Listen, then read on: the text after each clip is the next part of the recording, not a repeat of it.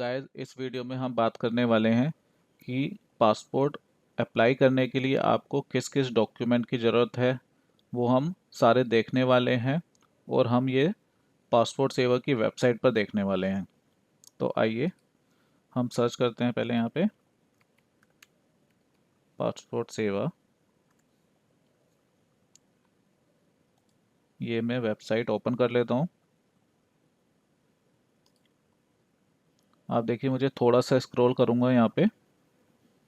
आप यहाँ पे देख सकते हैं बिफोर यू अप्लाई, यहाँ पे काफ़ी सारी इन्फॉर्मेशन अवेलेबल है। तो मैं जाऊँगा डॉक्यूमेंट एडवाइज़र पे। आप देखिए यहाँ पे काफ़ी सारी कैटेगरी है कि आपको document required for fresh passport, document required for री इश्यू ऑफ पासपोर्ट, और इसी तरह पीसीसी एंड मिसलेनियस सर्विस, और डिप्लोमेटिक या ऑफिशियल पासपोर्ट के लिए, और बैकग्राउंड वेरिफिकेशन के लिए। तो आप यहाँ पे किसी भी तरह से जो भी आपकी रिक्वायरमेंट है उस हिसाब से यहाँ पे डॉक्यूमेंट चेक कर सकते हैं कि क्या क्या डॉक्यूमेंट की रिक्वायरमेंट है। तो मैं यहाँ पे फ्रेश पासपोर्ट के लिए चेक करता हूँ कि यहाँ पे क्या क्या डॉक्यूमेंट रिक्वायरमेंट है। तो मैंने यहाँ पे क्लिक कर लिया है फ्रेश पासपोर्ट पे।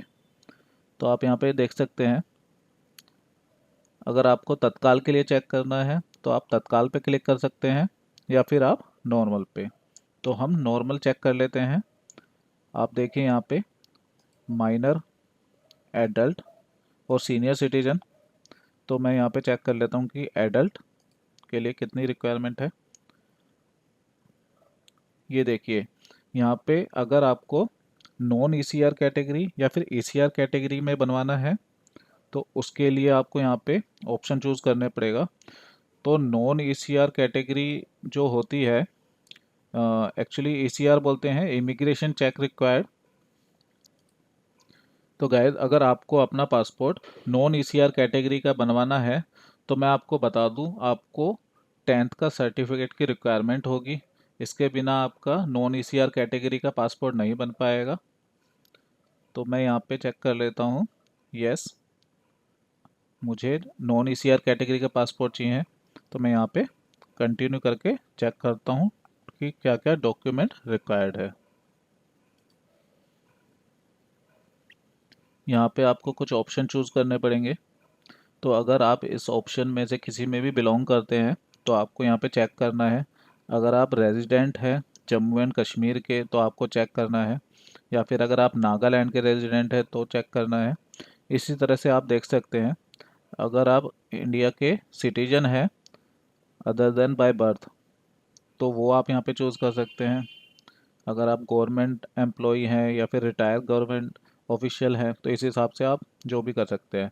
तो मैं यहाँ पे किसी भी कैटेगरी में फॉल नहीं करता हूँ, तो मैं यहाँ पे नन ऑफ द अबाव में चूज़ कर लेता हूँ और यहाँ पे मैं व्यू रिक्वायर्ड डॉक्यूमेंट पर क्लिक कर लेता हूँ। तो ये देखिए यहाँ पे लिस्ट आ चुकी है कि क्या क्या डॉक्यूमेंट रिक्वायरमेंट है।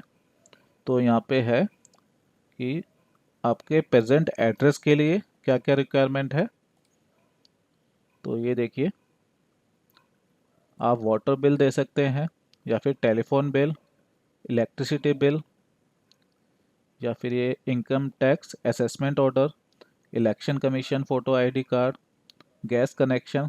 आप इस तरह से यहाँ पे अपने हिसाब से चेक कर सकते हैं। रेंट एग्रीमेंट, आधार कार्ड, ये सब आपके एड्रेस के प्रूफ के लिए यूज़ हो सकते हैं। इसी तरह मैं चेक कर लेता हूँ कि डेट ऑफ बर्थ के लिए क्या क्या रिक्वायरमेंट है।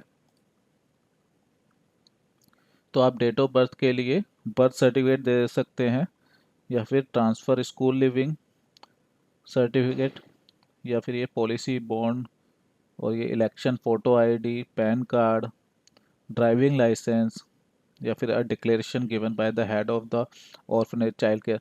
आप देख सकते हैं आपका जो भी आपके पास डॉक्यूमेंट है इनमें से वो आप पासपोर्ट अप्लाई करते वक्त दे सकते हैं।